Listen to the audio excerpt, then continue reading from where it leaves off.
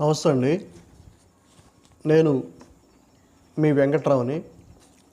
నిత్యము మన పిల్లలకు జాబ్ నోటిఫికేషన్ గురించి తెలియజేస్తూ వస్తున్నాము. ఈ 2026 సంవత్సరంలో మరి మన పిల్లలైనటువంటి వారు చాలామంది ఎంప్లాయీస్గా అవుతారని ఆశిస్తున్నాను. చూడగలిగినట్లయితేనండి, ఆల్ ఇండియా సర్వీస్ వారి నుండి యూపీఎస్సి 2026 సంవత్సరంకు మరి నోటిఫికేషన్ అంటూ రిలీజ్ చేయడం జరిగింది. సివిల్ సర్వీస్ ఎగ్జామినేషన్ వేకెన్సీ యొక్క డీటెయిల్స్ 2026 సంవత్సరంకి ఇచ్చారు. ఎన్ని పోస్టులు తెలుసండి? 933 పోస్టులు ఉన్నాయి. మన యొక్క ఎయిము, ఆ యొక్క డ్రీమ్ ఏంటంటే, చిన్నతనంలోనే ఒక ఐఏఎస్ ఐపీఎస్ అయ్యాడంటే ఎంత హోందాగా ఉంటుందండి. ఆ కుటుంబానికి, తనకు, మరి ఆ యొక్క మండలానికి, ఆ జిల్లాకి ఎంత పేరు వస్తుందంటారు. చిన్న ఎగ్జాంపుల్ చెప్పి నేను కంటెంట్లను ప్రవేశిస్తానండి. ఒక మారుమూల గ్రామంలో, కుగ్రామంలో పుట్టినటువంటి ఒక కుర్రాడు. ఆ కుర్రాడు ఎవరో కాదండి, మా ఫ్రెండ్ శ్యాంబాబు అని, కే శ్యాంబాబు. ఆ కుగ్రామం కూడా దుగ్గిరాల మండలం, గాంధీనగరం విలేజీ, ఆ చిన్న గాంధీనగరం గ్రామంలో జన్మించి ఆయన డిగ్రీ వరకు చదివి ఆయన బీఈడీ రాసి మరి ఆ యొక్క బీఈడీ సంపాదించాలన్నటువంటి ఒక గోల్ పెట్టుకున్నాడు. డిగ్రీతో పాటు అంతా కలిసిమెలిసి ఉన్నాం, తిరిగాం, డిగ్రీ చదువుకున్నాం. కానీ నేను ఇటు పీజీ సైడ్ వచ్చేసాను. అతను బీఈడీ రాసేసి డిఎస్సి కొట్టాలని కూర్చున్నాడు. ఒక 2 years తర్వాత అండి ఆయన డిఎస్సికి ప్రిపేర్ అవుతూ 6th క్లాస్ నుండి ఇంటర్మీడియట్ వరకు ఈ యొక్క తెలుగు అకాడమీ బుక్స్ గ్యాదర్ చేసుకునేవాడు, వాటిని ప్రిపేర్ అయ్యేటుంటాడు. ఎలాంటి కోచింగ్లు కానీ లేదంటే వేరే చోట కానీ ఎక్కడికి వెళ్ళదండి. ఆయన చేసింది ఒకటి, 6th క్లాస్ నుండి ఇంటర్మీడియట్ డిగ్రీ వరకు ఉన్నటువంటి బుక్స్, తెలుగు అకాడమీ బుక్స్ మొత్తం కూడా గ్యాదర్ చేసుకున్నాడు. వాటన్నిటిని కూడా మరి కావాల్సినటువంటి రూపంలో తను మలుచుకొని తను స్టడీ చేయడానికి ఒక ప్రశాంతమైనటువంటి పీస్ఫుల్ కలిగినటువంటి ప్లేస్ అనుకున్నాడు. తను ఒక 1/2 kilometer దూరంలో సువిశాలమైనటువంటి ఒక అరటి తోటని ఎంచుకొని ఎర్లీ మార్నింగ్ 5:30 కల్లా లేచిపోయి అక్కడికి వెళ్ళి కూర్చొని మళ్ళీ చదువుకున్నటువంటిది ఆయన బ్రేక్ఫాస్ట్కి వస్తా ఒక 1/2 hour డిస్టెన్స్ ఉంది కదండి, ఆ డిస్టెన్స్లో మెమొరీ చేసుకుంటా దాన్ని రివైజ్ చేసుకుంటూ వచ్చేవాడు. మళ్ళీ భోజనం చేసుకొని మళ్ళీ మరి అతని స్టడీని చేసేవాడు.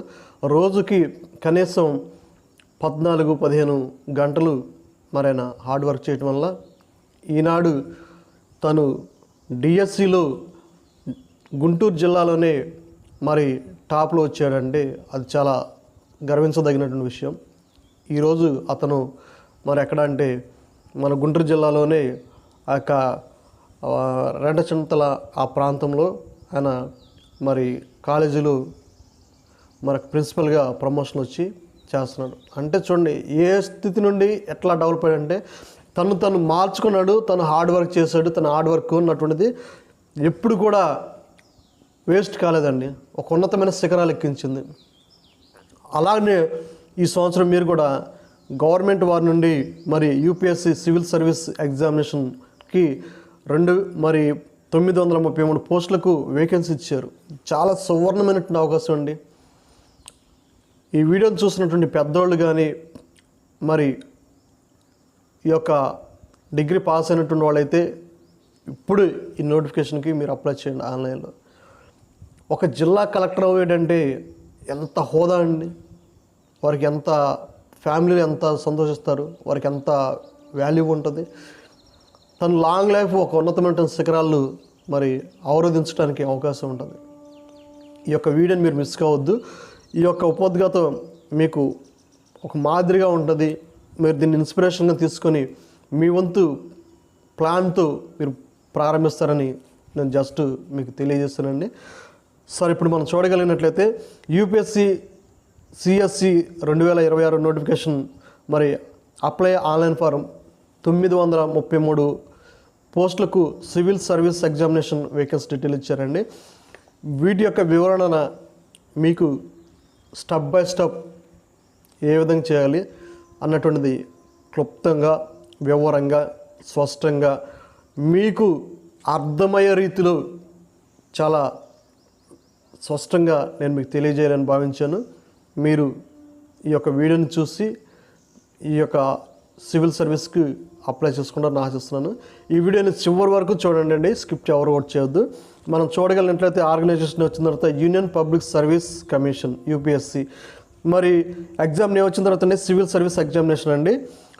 పోస్ట్ టైప్ వచ్చిన తర్వాత group A and group B services, collectors మరి ఆ యొక్క ఐపీఎస్లు, ఈ రెండు ఈ సివిల్ సర్వీస్లో ఉన్నాయి కాబట్టి మీరు అప్లై చేసుకోండి.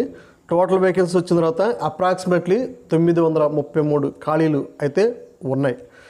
మరి సర్వీసు చేయడానికి మరి సర్వీస్లో కవర్డ్ ఏమవుతాయి అంటే IAS, IPS, IFS, IRS, Indian audit and accounts మొదలైనటువంటి అదర్ సెంట్రల్ సర్వీసులు ఈ యొక్క దాంట్లో ఉన్నాయండి సర్వీసులు. మరి ఇన్ని చెప్పారు కదండి, వీటికి నా క్వాలిఫికేషన్ చాలా ఎక్కువ అని ఉంటుందేమండి? లేదండి.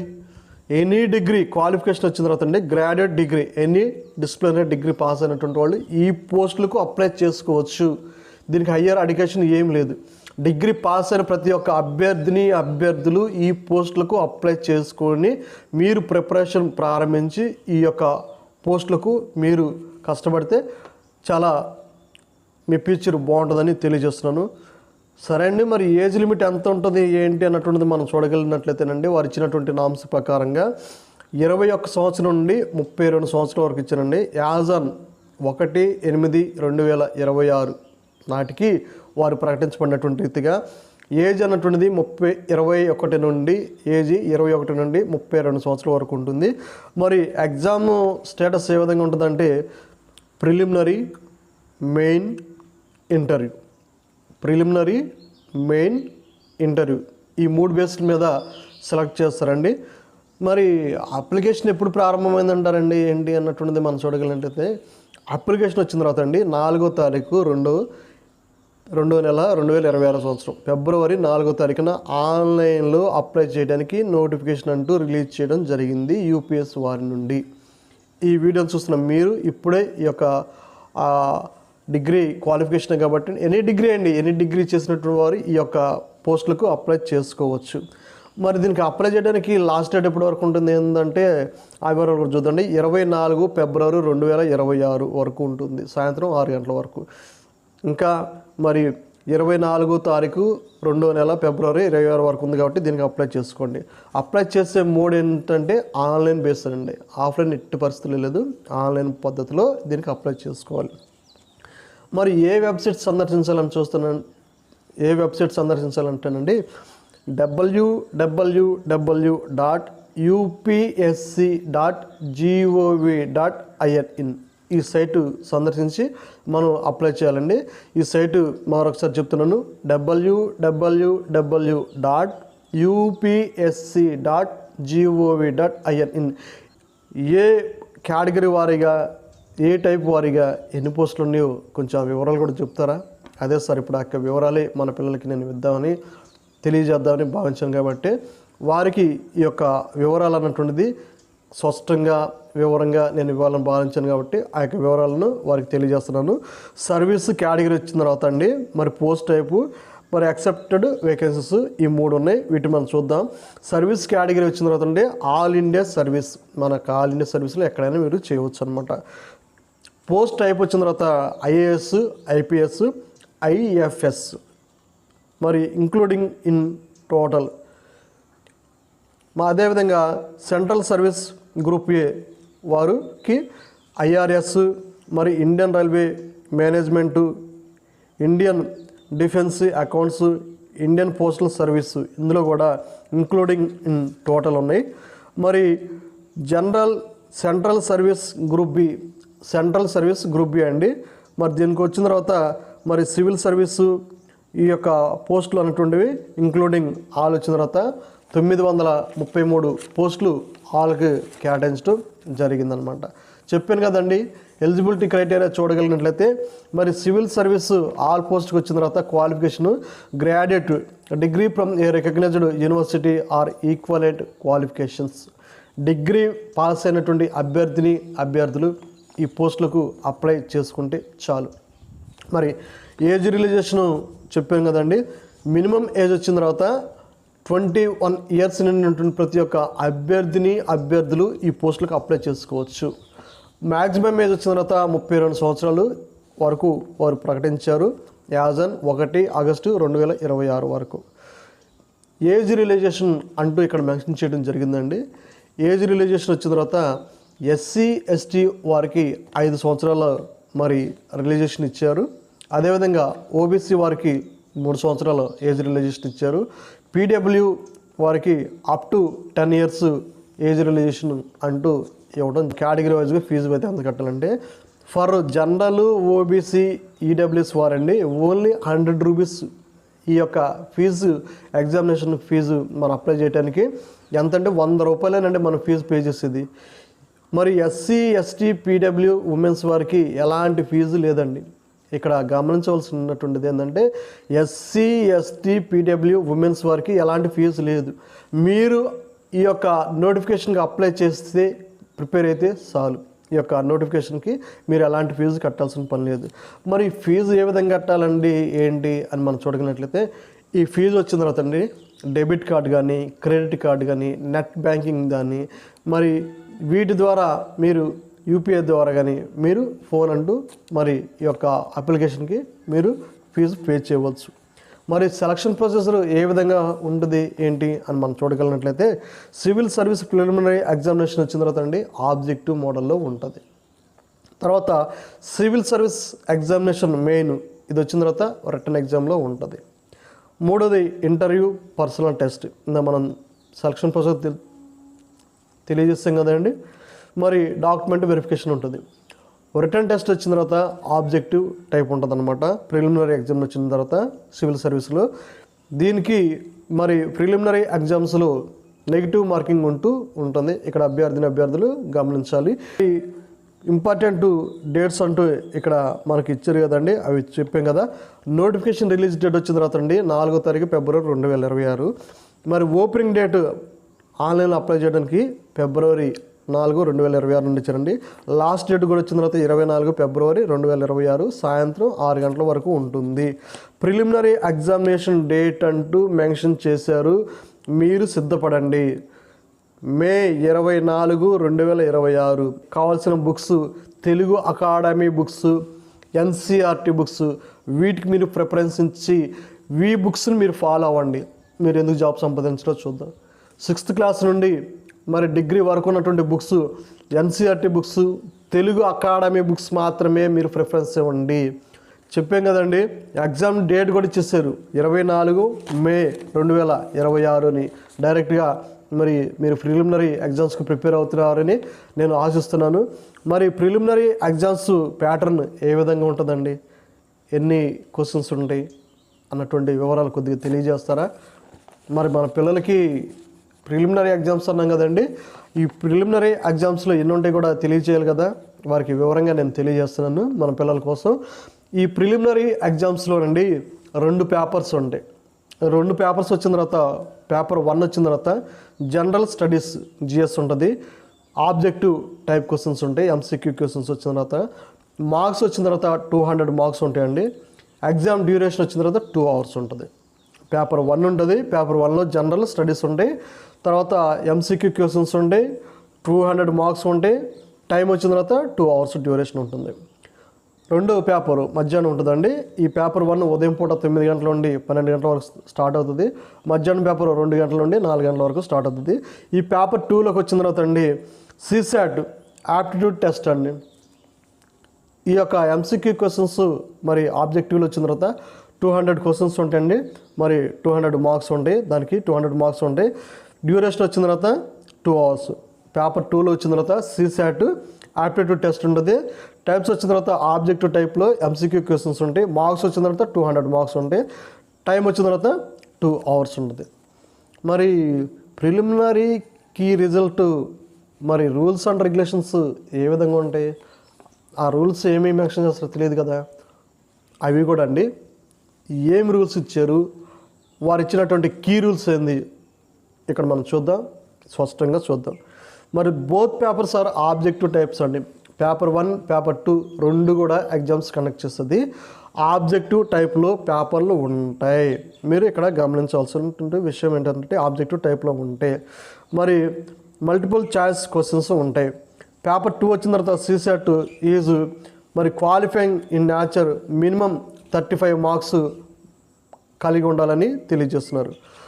Marks of paper 1 are consider for cut off and shortlisting for mains. ఈ ప్రిలిమినరీలో పాస్ అయినటువంటి వారిని మెయిన్స్కి అలౌ చేస్తారనమాట. నెగిటివ్ మార్కింగ్ చెప్పాం కదండి, నెగిటివ్ మార్కింగ్ ఎంత ఉంటుంది ఏంటి అని మనం చూడగలిగినట్లయితే నెగిటివ్ మార్కింగ్ వచ్చిన తర్వాత అంటే 1/3% మార్కు మరి డిడక్ట్ చేయడం జరుగుతుందండి. మనకు వచ్చిన మార్కులు మనకు తెలిసిన బిట్లు మాత్రమే మనం ఇక్కడ మెన్షన్ చేసి వాటి మట్టుకే తరువుగా ఉండాలి. తెలియని బిట్ల జోలికి వెళ్ళొద్దు అండి. ఎందుకు మనకు వచ్చినటువంటి మార్కులు అండి మైనస్ అవుతుంది, 1/3% మార్కు మరి ఈచ్ రాంగ్ ఆన్సర్కి అవుతుంది కాబట్టి వాటిని మీరు టచ్ చేయొద్దు, వాటి జోలికి వెళ్ళొద్దు. మరి ఈ విధమైనటువంటి కీ రూల్స్ ఉన్నాయి కాబట్టి వీటిని పాటిస్తారని నేను అనుకుంటున్నాను. మరి ప్రిలిమినరీ చెప్పారు బాగానే ఉందండి. మెయిన్ పేపర్కి ఎట్లా ఉండి ఏమేమి ప్రిపేర్ కావాలి, మరి రిటర్న్ ఎగ్జామ్ అన్నారు కదా, మరి దానికి సబ్జెక్ట్స్ ఏముంటాయి మరి మాకు తెలియదు కదా. అదే సార్, ఈ మెయిన్ దాంట్లో ఏ సబ్జెక్ట్ ఉంటాయో, ఏ మరి పేపర్స్ ఉంటాయో, ఎన్ని మార్కులు ఉంటాయో ఒక్కో దాని గురించి మన పిల్లలకి తెలియజేస్తున్నాను. జస్ట్ మీరు ఈ యొక్క మెయిన్ ఎగ్జామ్ ప్యాటర్న్ గురించి తెలియజేస్తున్నాను, జాగ్రత్తగా వినండి. పేపరు, సబ్జెక్టు, మార్క్స్, నేచర్ వచ్చిన తర్వాత పేపర్ ఏ వచ్చిన తర్వాత అండి కంపల్సరీ ఇండియన్ లాంగ్వేజ్ ఉంటుంది, దీనికి 300 మార్క్స్ ఉంటాయి, క్వాలిఫైయింగ్ కావాలి. పేపర్ బి ఇంగ్లీష్ ఉంటుంది, 300 మార్క్స్ ఉంటాయి, మరి క్వాలిఫైయింగ్ కావాలి. పేపర్ 1 ఎస్ఐ రైటింగ్ ఉంటుంది, ఇది 250 మార్క్స్ ఉంటుంది, ఇందులో మెరిట్ ఉండాలి.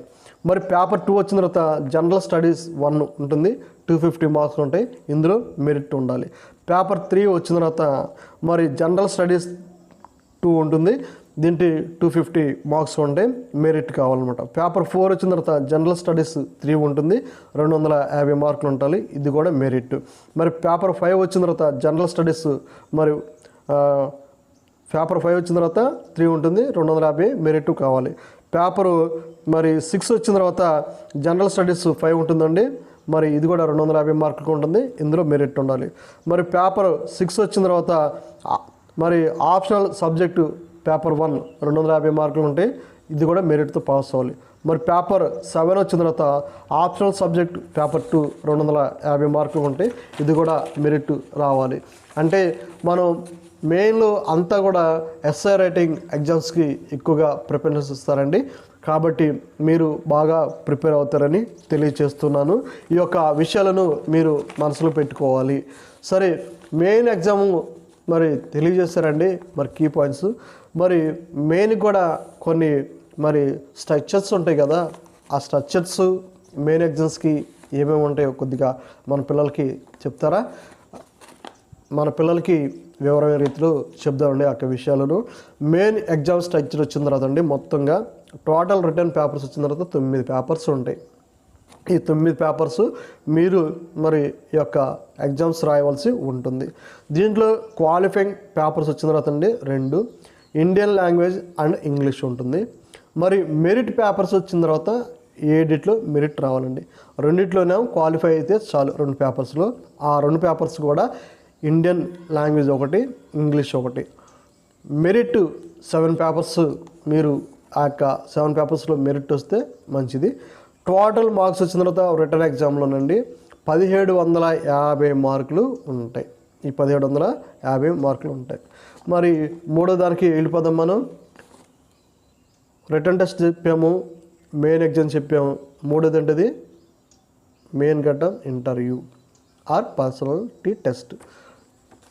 ఈ యొక్క పర్సనాలిటీ టెస్ట్ ఇంటర్వ్యూకి వచ్చిన తర్వాత అండి మరి 275 మార్క్స్ ఉంటాయి ఇంటర్వ్యూలో, పర్సనాలిటీ టెస్ట్లు.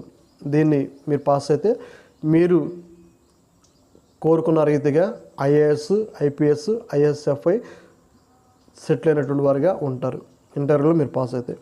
మరి ఫైనల్ మెరిట్ మరి క్యాల్కులేషన్ ఏ విధంగా ఉంటుంది అని మనం చూడగలిగినట్లయితే టోటల్గా మరి రిటర్న్ ఎగ్జామ్లో కానీ ఇంటర్వ్యూలో కానీ ఈ మార్క్స్ మొత్తం కూడా ఎంత ఉంటాయని మనం చూడగలిగినట్లయితేనండి, రిటర్న్ ఎగ్జామ్ మార్క్స్ వచ్చిన తర్వాత చెప్పాం కదండి 1750 మార్కులు, ఇంటర్వ్యూ మార్క్స్ వచ్చిన తర్వాత 275 మార్కులు, టోటల్గా 2025 మార్కులకి మీకు అంటూ ఉంటుంది. వీటిలో మీరు కనుక ఈ యొక్క యూపీఎస్సి వారు ప్రకటించబడినటువంటి రీతిగా 933 పోస్టులకు మీరు మెరిట్ ఆధారంగా కనుక సెలెక్ట్ అయినట్టయితే మీరు ఈ జాబుని మీ సొంతం చేసుకుంటారు. కష్టపడి చదివినటువంటి చదువుకండి ప్రతిఫలం ఉంటుందండి. చిన్న వయసులో ఉన్నారు కాబట్టి తెలియజేస్తున్నాం. 21 నుండి 32 సంవత్సరాలు ఉంటున్నారు కాబట్టి ఈ వయసులో మీరు జాబ్ కొట్టాలి. ఈ సంవత్సరంలో మీరు జాబ్ కొట్టాలండి. జాబ్ కొట్టి మీ యొక్క ఫ్యామిలీలతో మీరు సంతోషంగా ఉంటారని నేను మనస్ఫూర్తిగా మిమ్మలను అభినందిస్తున్నాను. మీరు జాబులో సెటిల్ అవుతారని మిమ్మలను నేను మనసారా వేడుకుంటున్నాను. ఈ యొక్క వీడియో చూస్తున్న మీరు నచ్చితే ఒక సబ్స్క్రైబ్ చేయండి, ఒక లైక్ చేయండి, ఈ ఛానల్ని మోటివేషన్ చేయండి. మరిన్ని లేటెస్ట్ అప్డేట్ వీడియోతో, లేటెస్ట్ జాబ్తో మన పిల్లలకు ఎప్పటికప్పుడు సమాచారాన్ని నేను చేరవేస్తానని తెలియజేస్తున్నాను. మీరు ఈ యొక్క యూపీఎస్సీ సివిల్ సర్వీస్కు అప్లై చేసుకొని జాబ్ సంపాదిస్తారని తెలియజేస్తున్నాను. Thank you.